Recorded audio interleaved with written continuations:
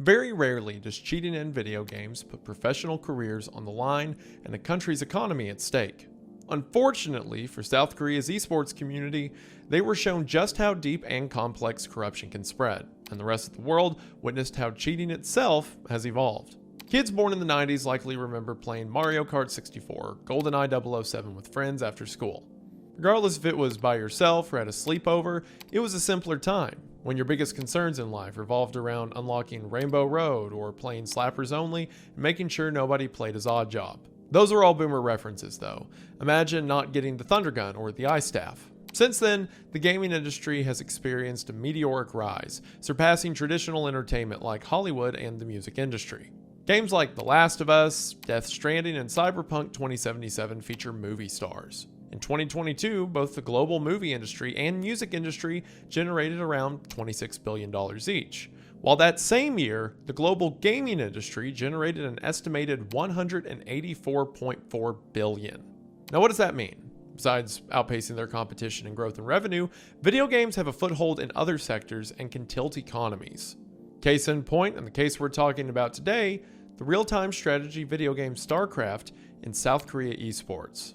This is the story of a country embracing a video game as its national sport, building an infrastructure to support its professional players and leagues, only to be torn apart from within by corruption. It's a story of what happens when greed meets opportunity, and at this story center are players who took cheating to a new level, far from playful innocence of paintball mode or pulling off a power slide boost.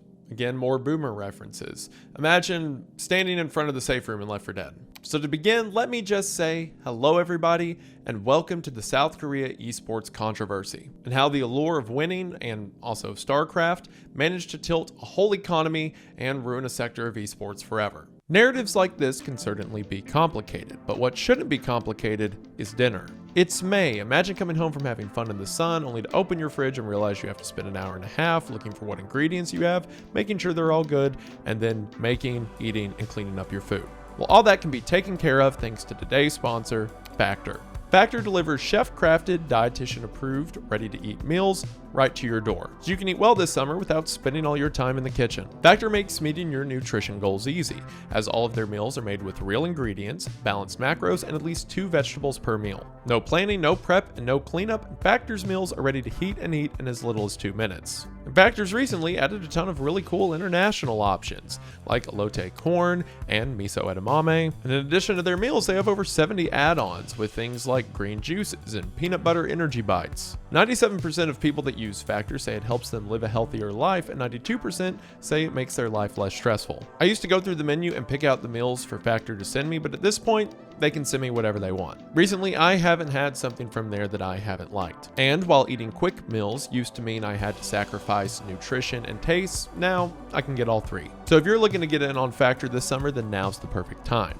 That's because if you head to the link in the description or scan the QR code at factor75.com and use discount code WendiGangFB50, you'll get 50% off your first Factor box plus free breakfast for a year. That's right, for new Factor customers with this code and a qualifying auto-renewal subscription purchase, you'll get half off your first box plus free breakfast for a year. Again, when you use code WendiGangFB50 at factor75.com or scan the QR code to get in on this incredible offer today. Thank you to Factor for sponsoring the channel. Their link will be in the description, and we are now back to the video. We are going to go ahead and get into it, but as always, thank you for watching. So, before we get to the players, let's talk about the game. In early 1996, Blizzard Entertainment's co-founder, Alan Adam, put a small team of programmers and artists on a new game they started called StarCraft. Blizzard had come a long way since it was founded in early 1991, then called Silicon and Synapse, when its business model was contract work rather than developing its own games. Adam and his business partner, Michael Morheim, Blizzard's other co-founder, started out converting games from one system to work on another, or in other words, porting. The company struggled financially at first, and it wasn't until they developed their own game, a real-time strategy game called Warcraft: Orcs and Humans, that they found success. When it hit stores in November of 1994, the game sold 100,000 copies in its first year. A year later, its sequel, Warcraft 2: Tides of Darkness, sold around 1 million copies by its 1-year mark. The gameplay was simple enough. Harvest resources, build a town and an army, and lead it to victory.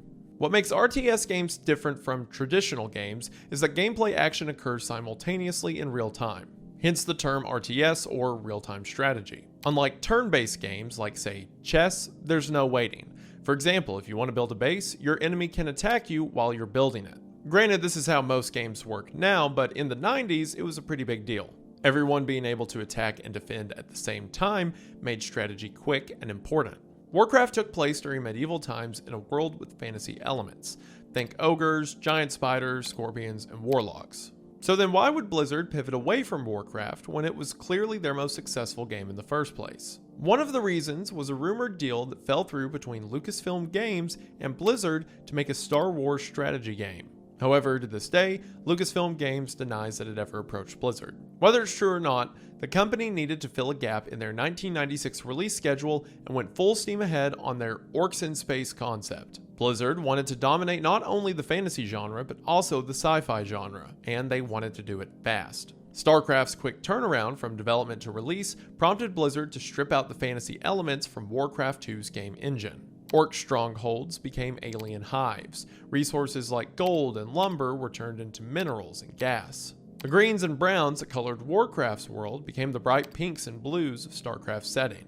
The objective when playing Starcraft was to defeat the opponent, either human or computer controlled, by dominating and destroying their base. Set in the future of the 25th century, in a part of the galaxy called the Koprulu sector, Starcraft features 3 factions or races: Terran, Zerg, and Protoss. Players can choose to play as any one of these 3 races. However, each race requires a completely different playing style and strategy philosophy to win. Released in 1998, StarCraft's success was universal. By 2009, more than 11 million copies had been sold worldwide, and it's often considered one of the most important video games of all time. StarCraft raised the bar for what a real-time strategy game could be. And while programmers were developing StarCraft in the mid-90s, unaware of the impact their game would have, a country thousands of miles away began laying the groundwork for it to become a national phenomenon. After South Korea was hit by the Asian financial crisis of 1997, its government focused its efforts on a robust communications network to future-proof its economy. They doubled down on their IT sector and internet infrastructure so much that a few years later, South Korea would be referred to as the most wired country on the planet. One of the byproducts of this initiative was the emergence of internet cafes, or PC bangs. These businesses were not only sustainable, but also flourished because they provided cheap entertainment for jobless 20-somethings. You know, not that there's anything wrong with that. I mean, what I'm doing right now is a job only by very loose standards. By the end of 1997, South Korea had over 100 PC bangs, and by 2000, these cafes numbered in the thousands. For $1 per hour, South Koreans could congregate to order food, buy cigarettes, and of course, compete against each other in video games. Again, not to sound like a boomer, but at the time, a lot of people didn't have fast enough internet or the equipment to play these games from their home. So if you wanted to play video games, you had to go somewhere with other people to play video games. I remember being a kid and going with my dad to the East Town Mall in Knoxville, Tennessee, which is now destroyed, and playing World at War Zombies on these big chairs where you could rent an Xbox for a while. And it was one of the coolest things I ever did. I was going to say at the time, but no, probably now. That's still pretty cool. The popularity of these PC bangs caught Blizzard's attention. The company's Korean distributor sent copies of StarCraft across the country to add to the cafe's vast library of popular games. Blizzard's goal was to get players hooked so that they would buy it and then play it at home. The big push paid off, and over the next 3 years, StarCraft sold 4.5 million copies in a country with fewer than 50 million people. That's nearly 10% of the country playing the same game. The grassroots rise to StarCraft's popularity in South Korea was led by the hosting of StarCraft tournaments in these cafes, where the prize was either cash or free computer time. Blizzard capitalized on these amateur tournaments by organizing professional competitions amidst the growing momentum in East Asia, of what would soon come to be known as eSports. Coined in 2000 by Park Jae-won, the term eSports is used to describe organized, multiplayer video game competitions between professional players, either played individually, as was the case with StarCraft, or in teams, as with League of Legends. Sorry for the jump scare for those of you who know what that is. The tournaments organized by Blizzard were so popular that they quickly outgrew PC bangs and were soon held in hotel ballrooms and even stadiums. In just a few years, 100,000 South Korean fans showed up to Busan Gwanali Beach to watch the Pro League finals. As a response to these lucrative events, the South Korean government established the Korea eSports Association, KESPA, in 2000. KESPA was founded to foster a healthy leisure culture of esports, active domestic and international exchanges, and promote the rights and interest of esports players and teams. The country's push to turn competitive gaming into something resembling a real sport was building. There was now a governing body to regulate all kinds of competitive gaming events, and in particular, those of Starcraft. KESPA very quickly created mandates requiring players to have pro gamer licenses in order to compete, which delineated between amateurs and professionals. That's right, gamers, there is a license to game out there. You don't have it. On the promotion side, KESPA managed broadcasting rights for tournaments on its two major StarCraft channels, On Game Net, OGN, and MBC Game, or MBC. Imagine a world where instead of a channel dedicated to reruns of The Office, it just played FIFA matches all day. And by FIFA, I mean FIFA the video game, not FIFA, the real soccer sport, because there are channels that play that all day. Because it is, of course, soccer. I do remember when I was a kid, I think it was G4 would show reruns of like Street Fighter tournaments and stuff like that. And I didn't know how to play Street Fighter and had no idea who was winning or what was going on. I just thought it was so cool that the TV was playing video games. What a time to be alive. The infrastructure went beyond airwaves. Seoul built an esports training center, and in Busan, they built a multi-billion-dollar arena. To ensure its stability for future generations, many schools launched esports training programs supported by bills passed by the Korean National Assembly. Imagine that, getting to play video games for your school sport, and your mom thought you never amount to anything. Well, here we are, laughing from behind a screen. Culturally, StarCraft was the perfect game for South Koreans, aligning with the country's national character, or Kukmin-song. Jin-Soo, a liaison between KESPA and the professional StarCraft teams, described Koreans as very fast, very intelligent, and extremely sociable people, and StarCraft's gameplay was a perfect match for their personality because it required quick, strategic decisions. Because the game unfolded in real time, players needed flexible gameplay strategies that could solve a variety of in-game scenarios. Which I didn't even need that guy to tell me that. When I was a kid and would play in Call of Duty Elite tournaments on Modern Warfare 3, if a dude on the other team had Asian characters in his name, it was over. It was just over. Maybe better luck in the next match. I have to share this story because I don't know when I'll have an opportunity to talk about this again. When I was like 9, maybe 10, I played the Wii a lot, and there was this game on the Wii called The Conduit, and it was like a first-person shooter space thing. I think you played as like a CIA agent or something in the midst of an alien takeover. Anyway, there was an online mode where I think the only game mode was like a free-for-all, where everyone just hops around the map and shoots each other, and it was a super low player count game. But I remember playing one time, and my dad walked into the room and did the whole like, are you winning, son thing? And he watched me for a bit, and there was a dude who kept killing me whose name was like Korean characters. But for some reason, my dad saw those characters and thought it spelled out the word fly, like F-L-Y. So anytime that guy would hop around, my dad would be like, it's the fly. I mean, I was 9. So of course he obliterated me every time. But then for like 2 years, anytime I would play an online game, if it's Call of Duty, Forza, doesn't matter. The first thing my dad would say is the fly here? Like he thought that the fly, which wasn't even his name, was like a mortal enemy of mine who was tracking me down from game to game. And it didn't matter what the game looked like, the fly could always be there. I guarantee if I asked him about it, he would probably remember that. I don't even know if that relates to the story. Anyway, when StarCraft's expansion pack, Broad War, debuted in December of 1998, it was praised for being developed as a fully new game rather than an added extra. The pack included new campaigns, upgrade advancements, and additional units for each race. Many considered Broad War as StarCraft's apex, especially in esports, due to the immense mechanical skill required to play and the high skill ceiling. Its changing map design encouraged players to evolve and combine swift strategic thinking with mastery of the mouse and keyboard. Similar to the way we might admire the physical abilities of athletes in traditional sports like football or basketball, esports athletes separate themselves with their ability to execute game commands faster and more effectively than the rest. And as the most wired country on the planet, the socio-technical ideals of Korean society were especially reflected by esports, and especially Starcraft. As such, Koreans held these professional gamers in as high regard as fans of more mainstream sports do in the United States. The way we think of Lewis Hamilton, Michael Jordan, Serena Williams, or Tiger Woods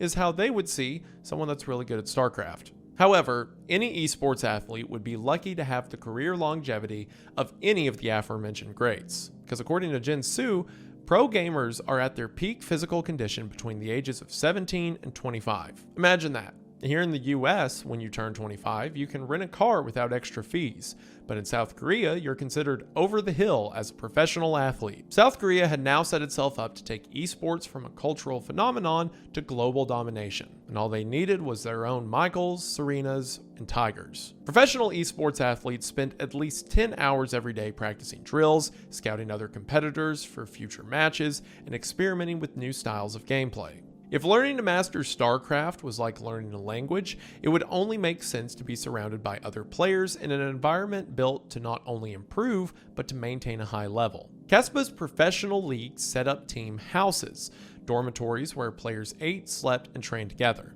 Yeah, you thought all of those gamers like FaZe and Optic set up their gaming houses or clan houses first? No. Korea.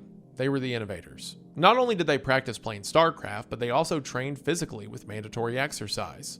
And an in-house chef ensured players ate a balanced diet. Typically, players would start around 9 in the morning, when everyone had 2 hours to get ready, shower, and eat breakfast. Practice would begin at 11 until 4 in the afternoon, which consisted of playing against each other, testing out strategies, and reviewing videotape from losses. After 4, they would take a break to eat, followed by a gym session. At 7 in the evening, practices would resume until a light dinner at 10, followed by 2 more hours of practice until bed at 1 in the morning. Additionally, non-esports athletes were sometimes brought in to help.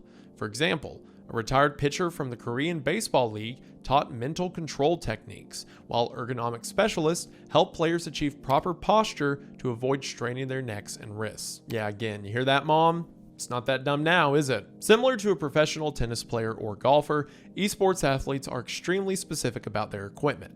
Many gamers align their keyboard and mouse pad on the competition desk the same way, down to the millimeter. One player, Lee Young-ho, or Flash, would bring a ruler to matches to ensure consistent equipment placement. Since the only constants are the game software and monitors, players can use their preferred pieces of equipment, which are swiped with an electronic wand by referees before competition to ensure no hidden devices to receive signals are used during gameplay. Every player uses a mechanical keyboard, which uses spring-activated key switches. Opposed to the alternative membrane keyboards that use rubber dome switches, mechanical keys are less likely to jam or stick, vital to a pro gamer, especially in StarCraft, where the quick sequence of complex movements punishes even one missed keystroke. In many cases, it could be the difference between winning or losing. So it's no wonder that with the stakes so high and the margins so thin, corruption and greed rose within the inner circle of the upper echelon of players. One of them, Ma Jae-yoon, or Savior, which was his gamer tag and what the gaming world knew him as,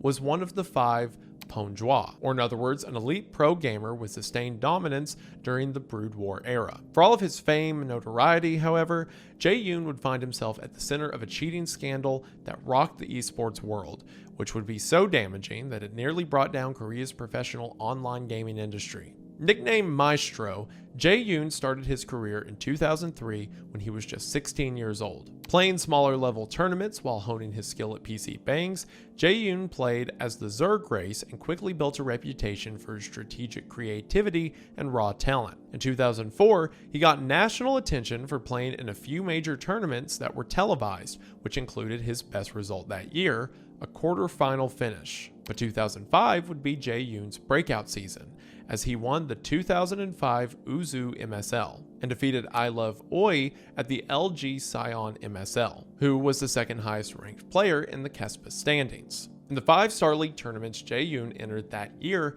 he won 4 of them and took second place in the other. His victories were all decisive wins, and thus began his journey to Pongjua, legend of the sport who set the standard for everyone else. In fact, the term Pongjua wasn't being used in relation to eSport athletes at the time. It was a Buddhist term to denote one's particular accomplishment or fame in a given field. It wasn't until Jae-yoon's dominance that the idea of Pongjua was brought into the Starcraft lexicon. That's right, he was so good they started using religious terms to describe him. This wasn't the only thing that Jae-yoon brought to Starcraft, or as I'm going to call him from now on, Savior. He revolutionized Zerg versus Protoss playstyles by innovating and mastering something called the 3 Hatchery Mutalisk strategy, which would go on to be referred to as Savior style. Even a decade later, Savior style was still considered a standard opening strategy, and anyone who wanted to succeed in Brood War after 2005 had to adapt to it. In 2006, Savior was a member of CG Entis, a top-tier Brood War team sponsored by one of the largest business conglomerates in South Korea,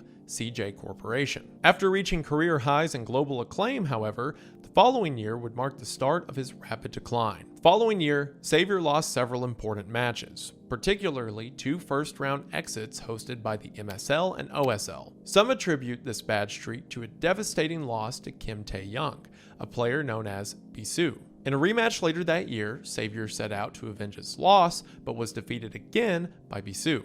Savior's sudden fall surprised everyone. Until now, he'd been unstoppable. But Bisu countered the Savior style with the strategy called Bisu Build. That's right, these guys were so good and so early to the sport that the strategies they employed were named after them. In hindsight, Savior's decline seemed inevitable. There's always someone younger, better, and smarter to usurp the previous generation. You can't be the top gun forever.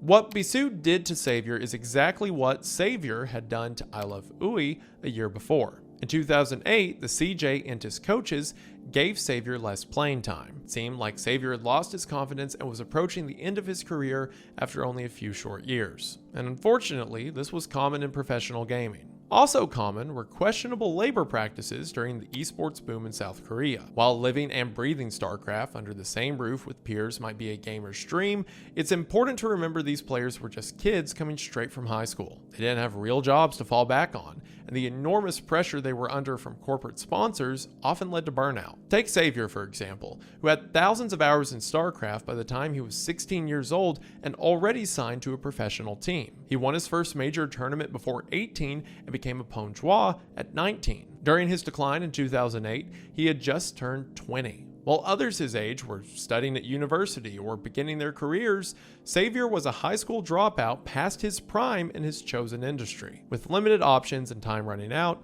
Savior needed all the money he could make, and needed to make it quickly and easily. With a fast and widespread internet network, South Korea's online gaming industry fast-tracked a byproduct that would become its cancer: illegal gambling. Although the country had, and still has, a legal sports gambling service, Sports Toto, which is regulated by the government, according to the Korea Institute of Criminology, there were about 1,000 illegal sites in operation during the early 2010s. These sites were incredibly difficult to crack down on because the overseas servers that ran them frequently shut down, then reopened as new sites to avoid getting caught. Members were notified on their cell phone if a site had been moved, operating as a gambling pop-up system. In early 2010, rumors of match fixing began circulating on Starcraft message boards after a televised match between Luxury and Washin was so poorly played by both gamers that even the commentators struggled to explain what was happening. People posted their theories online, and users from Starcraft discussion forum TL.net believed there were 3 main ways to fix a match in a game. The first method was to purposefully misclick, which would enable a player to lose control over their units, stop attacking, and create a void in their army. Another method was to leak the build order, telling your opponent what your strategy is. And the third was to ignore your opponent's strategy completely. In February of 2010, after the Korean New Year ended, Savior planned to return to his Starcraft team, but his coach called him with news.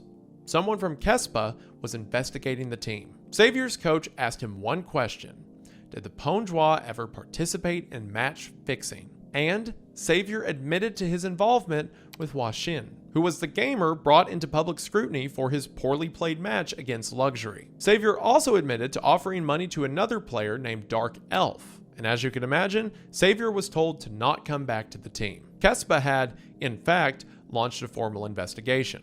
In March of 2010, reports emerged that Kespa had filed charges against individual players and coaches. Savior was the highest profile name amongst those individuals.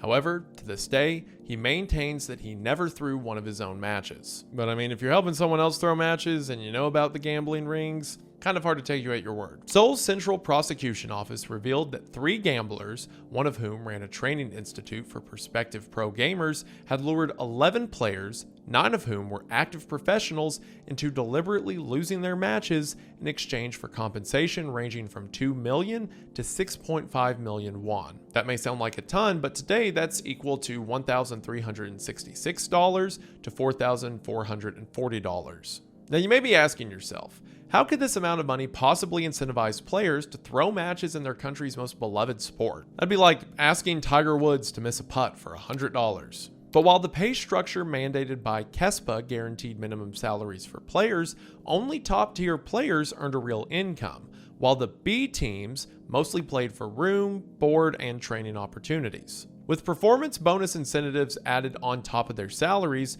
tournament winnings became more top-heavy. This winner-takes-most structure prioritized first-place finishes over a more equitable cash distribution. For example, in the 2016 Global Starcraft II League, GSL, the winner received the equivalent of about $36,000, while the runner-up took home $9,600, and the quarterfinalist received only $2,200. For many of these gamers, the pay simply wasn't enough, and hence why they started throwing matches. When Washin was asked why he agreed to lose, he said he didn't even understand the concept of match fixing when Savior suggested it, who easily convinced Washin due to Savior's prominent stature in the sport. It was like a young Kobe Bryant getting a call the night before a game from Michael Jordan and being told the NBA was more like WWE with match outcomes predetermined. Washin claims that he wasn't familiar with the concept of throwing the game and just thought from this professional in the series that that's what happens sometimes. Meanwhile, Dark Elf had also claimed to have been contacted by Savior to throw matches. The prosecution alleged that Savior received bribes to broker wages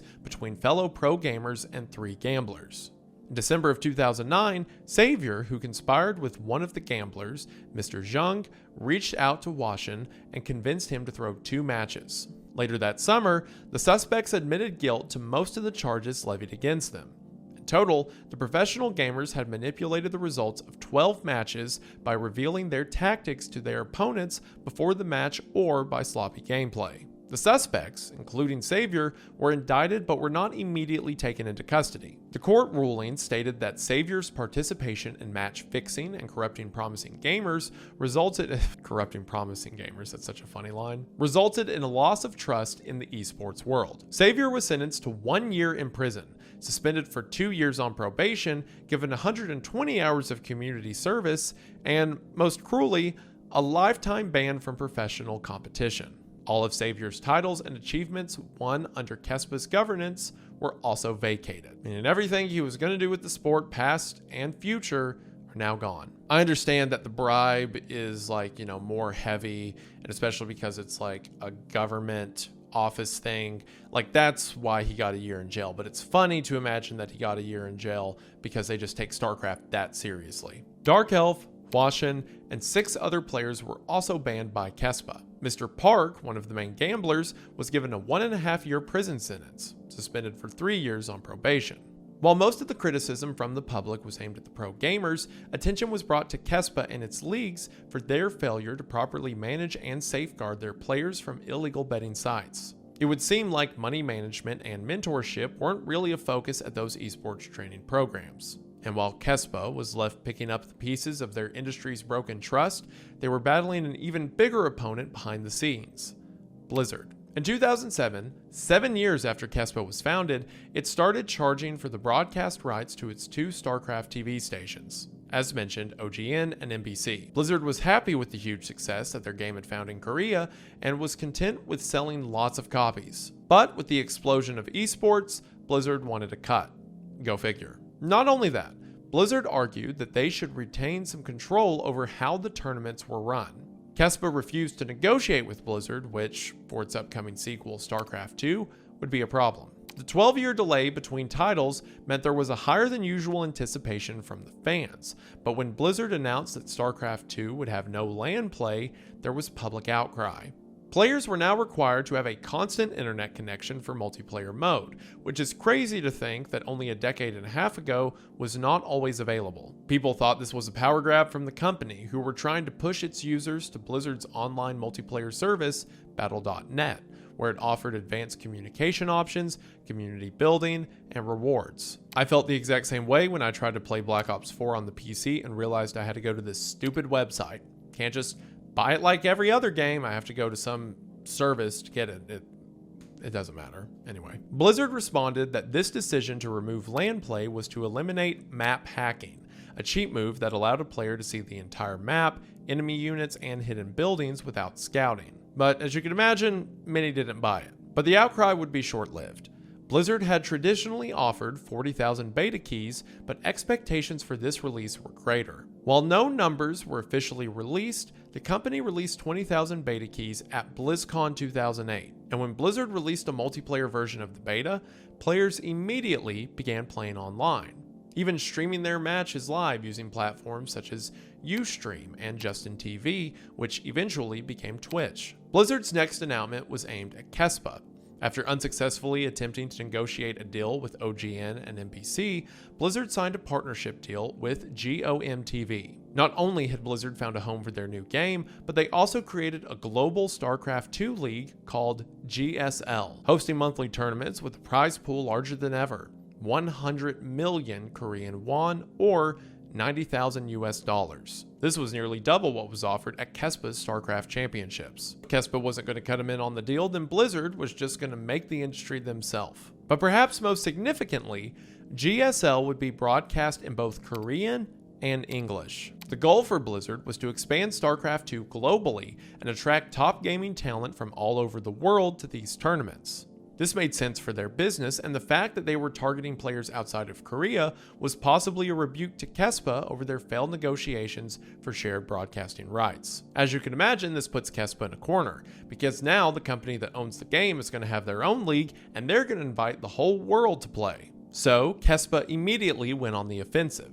They forbade any of their Starcraft players from even playing Starcraft 2, and even convinced the Korean government to give the game an adults-only rating for violence, which was laughable because it had the same amount of gore as Starcraft. So Kespa was lobbying with the government to do everything they could to keep Starcraft 2 out of Korea, and as a result, Starcraft 2 sales were much lower than anticipated. While those moves certainly impacted sales, it's also possible that the game's sales suffered thanks to Blizzard forcing itself into Korean esports industry. Remember, StarCraft's rise was organic, a grassroots campaign organized by the PC bangs and players who were excited to play the game. Now, those same players were being charged a monthly fee from Blizzard to play StarCraft 2, and this never happened with the first StarCraft. But what did remain consistent between games was something that was always bound to happen: a second match-fixing scandal in 2016 that dealt the final blow to Korea's esports scene. The fallout would cause major sponsors to leave and reduce the already dwindling prize pool that had funded the entire endeavor. And at the center of this scandal was another prodigy, Lee Sung-hun, better known as his online alias, Life. Lee, or Life, burst onto the StarCraft 2 scene at the early age of 14, when he joined the team Zenix in 2011 and competed in a series of online tournaments. Those casual matches garnered attention, as Life's matchups with Yoon Young-seo or Taeja would become a precursor to their high-profile rivalry. The following year, Team Zenix merged with Team Startail. Up until the merger, Zenix had been considered more of a social group of friends gaming together, while Startail operated like an actual team. The stricter environment proved beneficial for Lee, as he began winning big matches,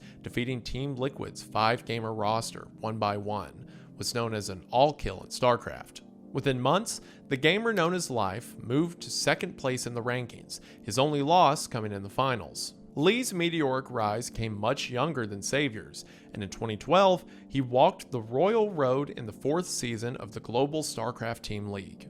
Walking the Royal Road was an extremely high honor, as it consisted of a player making the finals in their debut appearance in Star League. Only the most legendary names in Starcraft's history have achieved that distinction. Gamers like Boxer, Jaedong, and Savior are included in that rarefied air. Life's Royal Road consisted of beating top talents such as Nesty, Seed, and of course his rival, Teja, to reach the finals. Lee used extreme aggression, counter-aggression, and timing to defeat his opponents, but out of everything he brought to the game, it was Lee's eye movement control that elevated him above the rest of the field. Starcraft 2 is played at upwards of 500 actions per minute, and Life's mastery of eye movement gave him the advantage of knowing where his opponent was looking and attacking, seeing blind spots on the map, and even forcing a player to look at certain sides of the map while he attacked the other. According to ESPN, quote, "Consider it the equivalent to a magician's sleight of hand. Like an incredible no-look pass, Lee made his opponent focus one direction while the real gameplay was happening elsewhere." Lee's Royal Road run culminated in one of the most talked-about finals in StarCraft 2 history. His opponent, Jun Jong-yun, or MVP, was one of the greatest StarCraft 2 players of all time. Jung had a reputation for being a symbol for victory and courage in the face of overwhelming odds, due to winning the most miracle victories of any player in StarCraft 2. Lee started the best of 7 series by taking the first 2 games. However, MVP mounted an incredible comeback, as he so often did, to win 3 in a row, putting Life in a situation the young gamer hadn't seen before. For the first time, Life found himself under pressure. Withstanding the pressure and preventing the comeback, Life defeated MVP 4-3 to win his first championship, and the Royal Road was conquered. Lee went on to cement himself as one of the game's legends, winning the MLG 2012 Fall Championships 1 week after his Royal Road run, and capped off the year with a Blizzard Cup Finals win, the StarCraft 2 equivalent of winning the Triple Crown. When StarCraft 2's newest expansion, Heart of the Swarm, was ushered in, Life dominated the competition at the MLG Winter, showcasing his versatility as a Zerg player with a new unit composition that came to be known as the super aggressive Swarm expansion. However, in 2013, the following year, Lee was upset at a tournament called DreamHack Summer despite being the landslide favorite to win. Many people considered Lee to be in a slump, and later that season, he was stopped short of another tournament win by his rival, Teja.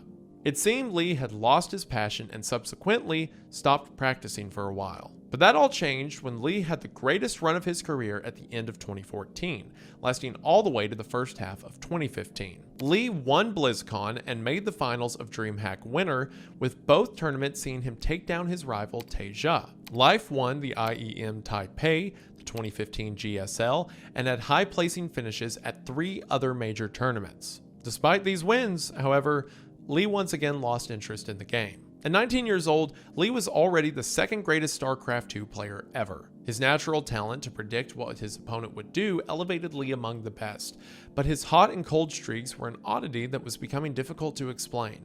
Underneath the greatness was a growing problem that Lee couldn't keep outside of his gaming life. Lee had a gambling addiction. Rumors leaked that he had lost $20,000 in a single night. One of the managers from Zenix, Lee's previous team, confirmed it.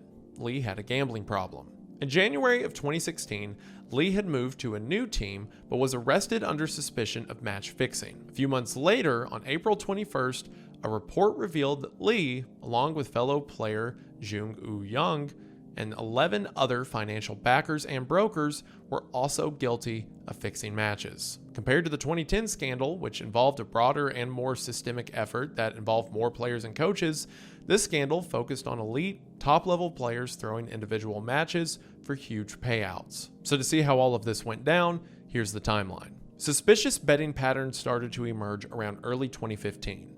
On January 20th, Pinnacle, formerly known as Pinnacle Sports, an online sportsbook, canceled all bets on Pro League match between 2 players, San and Dark. On Team Liquid's online forum, a user named Swoopay raised concerns about unusual betting line movements. 3 days later, Pinnacle again voided all bets for a match between Innovation and Super in a GSL tournament due to a dramatic shift in the betting lines right before the match started. For those unfamiliar, a betting site opens with odds that gamblers place wagers on, and when money is put on one player, as in the case here with a 1 versus 1 matchups, the players' odds go down. This is to ensure that the sportsbook or betting site manages its risk and balance their books, and to help do that, they increase the maximum bet allowed. When the betting lines opened for Innovation and Super, Innovation was at 1.7, while Super's odds were 2.4, which meant that Super had a probability win rate of 40%.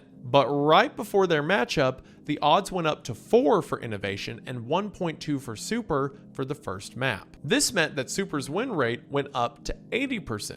It would take bets in the tens of thousands at least to lower those 2.4 odds down to 1.2. Nobody in Starcraft esports community honestly believed Super had an 80% chance to win against Innovation, which was where the suspicion came from. In early February, Olivia Olamoli Wong, a manager for a Starcraft 2 team called Axiom, had gone to Twitter to disclose that gamblers were sponsoring several small online competitions. According to Wong, these gamblers bypassed streaming delays because they could watch the matches play out in real time.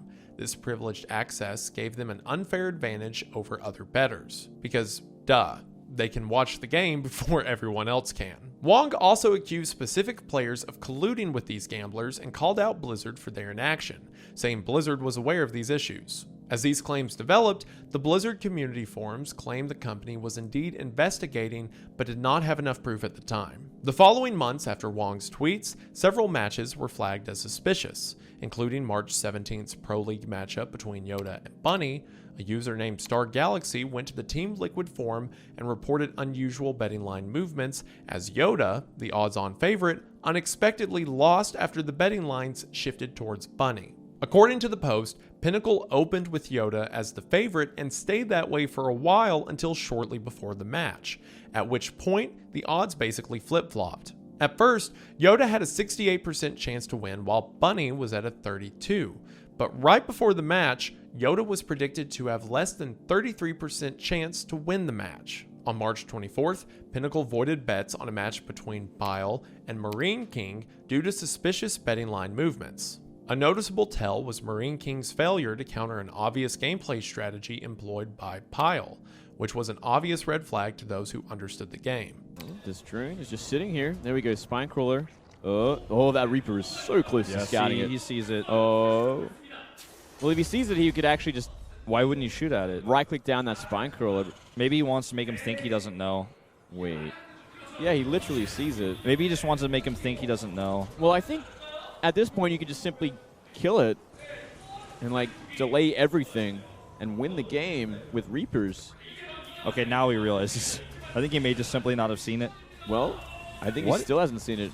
It's a big problem here. I don't actually understand. He's going on the minimap straight up. Yeah, I mean, it's straight up his, man. There's a red dot there. Maybe if he was trying to hide the fact that he saw it so he could crush it or something weird like that, which doesn't even really make that much sense, I'm just trying to play devil's advocate, he definitely wouldn't be making a reactor on his barracks right now. No, he's going into Hellions from here. After an internal investigation conducted by Marine King's own team, they put out a statement denying any match fixing and stated that Marine King's loss was due to personal stress and pressure. So don't worry, Marine King's own team investigated their team and found that their team had done nothing wrong. You know, works every time. On April 15th, another match with unusual betting patterns occurred before a duel between Soulkey and Creator. Creator, the underdog, was heavily favored to win the first map, which he did before losing the series. Now, a reasonable question to ask might be, where was Kespa during these questionable matches? I mean, their whole thing is to regulate and keep track of these things, right? And up until now, no statement had been released nor any acknowledgement of possible match fixing. It wouldn't be until May 15th that the Starcraft world heard from Kespa, when they officially acknowledged the allegations, specifically April 15th's match involving Soulkey. Kespa confirmed that players had been approached by brokers, but claimed that the players had refused any offers. In only a few months, that would prove untrue.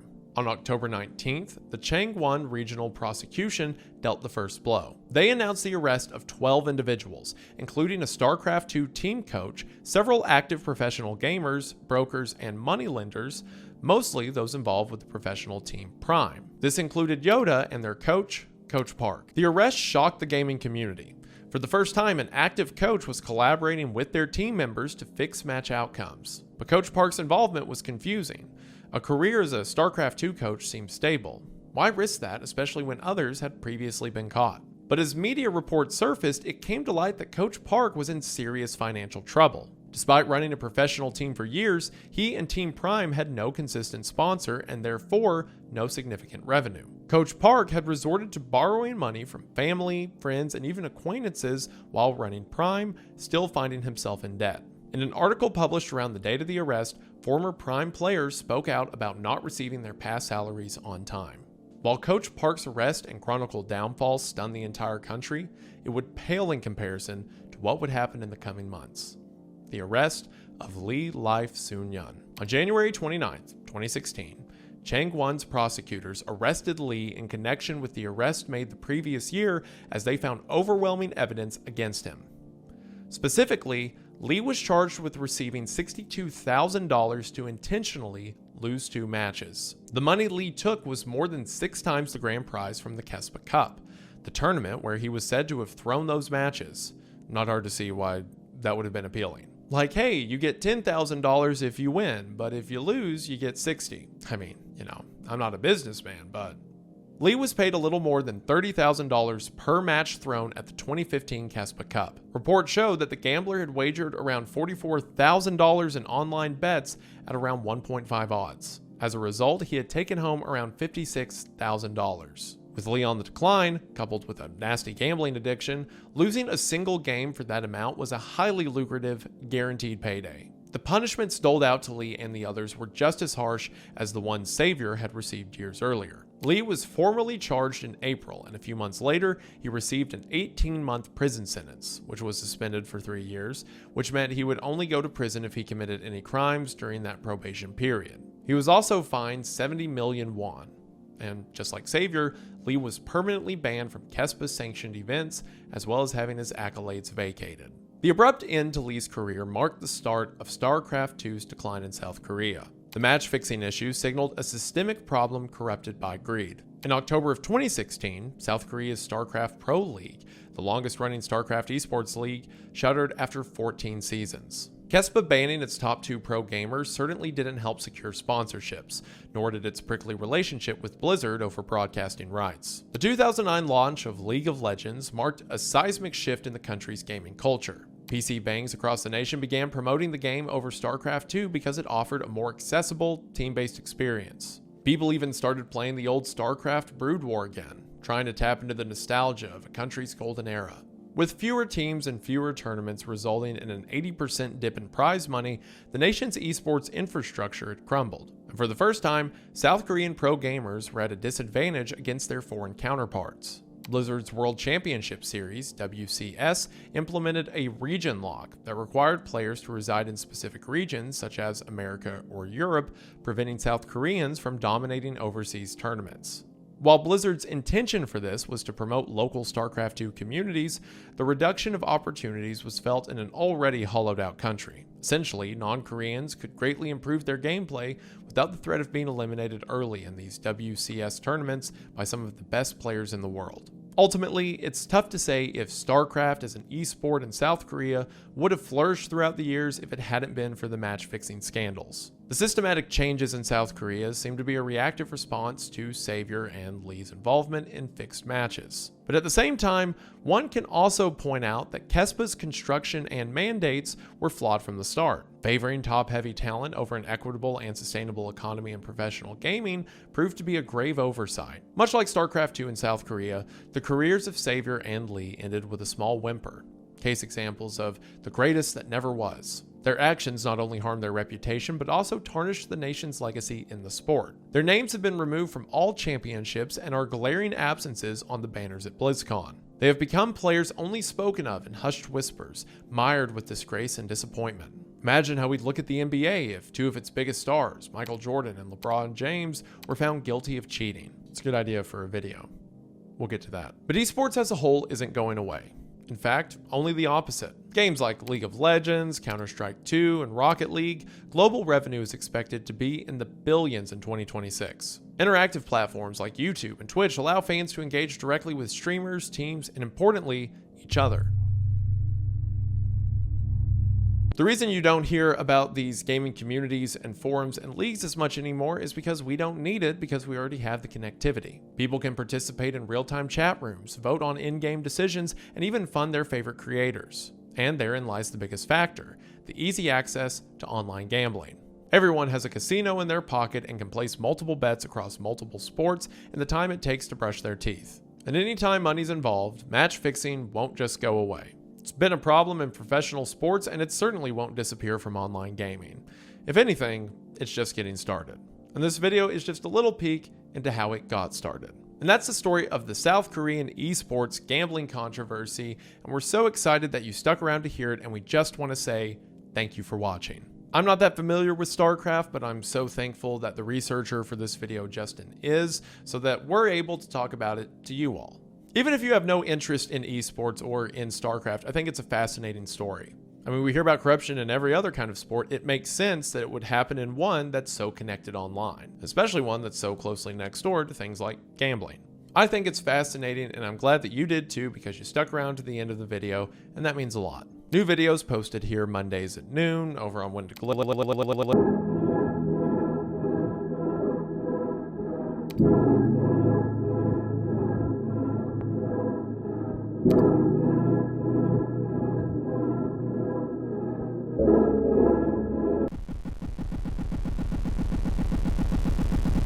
Okay. All right, we're already doing this. Okay. Twitch videos are posted there like every 5 or 6 days-ish, and then videos 1 or 2 times a month on the main channel, Wendigoon. Be sure to check them out. Everyone who made this video possible will be credited in the description. Be sure to show them some love. All in all, I believe that should do it for now, but before I go, we just want to say thank you for watching. We hope that you enjoyed, and we'll see you in the next one. You know, really all I have to do is figure out how to qualify for these things, and then I'd obviously be favored to lose. But regardless, I put $1 bajillion on myself and I lose. Even if I get $1,000,000,001, that's still profit. That's still, someone should get on that.